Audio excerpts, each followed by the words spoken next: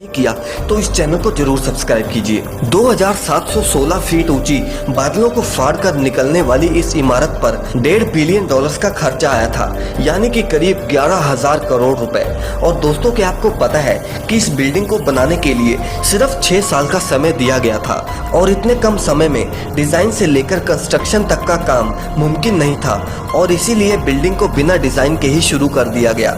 और जैसे जैसे इसकी कंस्ट्रक्शन होती गई वैसे ही इसका डिजाइन भी साथ साथ तैयार होता गया। ये बात शायद आपको ना पता हो कि बुर्ज खलीफा दुबई की रेत में खड़ा करना बहुत मुश्किल था और इसीलिए इसको बनाने के लिए पहले 192 मोटे स्टील के पाइप्स को जमीन में धंसाया गया और फिर जाकर बुर्ज खलीफा की कंस्ट्रक्शन को शुरू किया गया। और शायद आपको ना पता हो कि पूरे बुर्ज खलीफा का वजन इन्हीं स्टील पाइप्स पर टिका हुआ है। क्या आपको पता है कि ये बिल्डिंग इतनी ऊंची है कि जब सीमेंट को नीचे से बनाकर ऊपर भेजते थे तब सीमेंट ऊपर जाते जाते ही सूख जाता था और इसीलिए उन्होंने बुर्ज खलीफा में मोटे मोटे पाइप्स इंस्टॉल कर दिए। इन पाइप्स का काम सीमेंट को ऊपर तक पहुंचाना था, लेकिन ये काम इतना भी आसान नहीं था क्योंकि बुर्ज खलीफा में लगने वाले सीमेंट का वजन अगर देखें तो वो करीब 1 लाख हाथियों के वजन जितना था। और इतना भारी सीमेंट ऊपर पहुंचाने के लिए उन्होंने दुनिया के 3 सबसे पावरफुल पंप इंस्टॉल करवाए और इन मशीनों की कीमत भी करोड़ों में थी।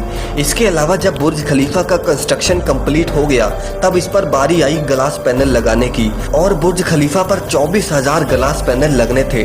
जब ग्लास पैनल्स लगाए गए तब बुर्ज खलीफा के अंदर का टेम्परेचर 100 डिग्री के करीब पहुंच गया, जहां पर कोई भी इंसान 10 सेकंड से ऊपर नहीं खड़ा रह सकता था और इसको ठंडा करने में 10 गुना ज्यादा बिजली की खपत आती। और इसीलिए इस प्रॉब्लम के सोल्यूशन के लिए मशहूर इंजीनियर जॉन जराफा ने कहा कि उनके पास इस मसले का सोल्यूशन मौजूद है और उन्होंने एक खास तरह का ग्लास पैनल बनाया जो सूरज से निकलने वाली यूवी रेस को रिफ्लेक्ट कर देता था।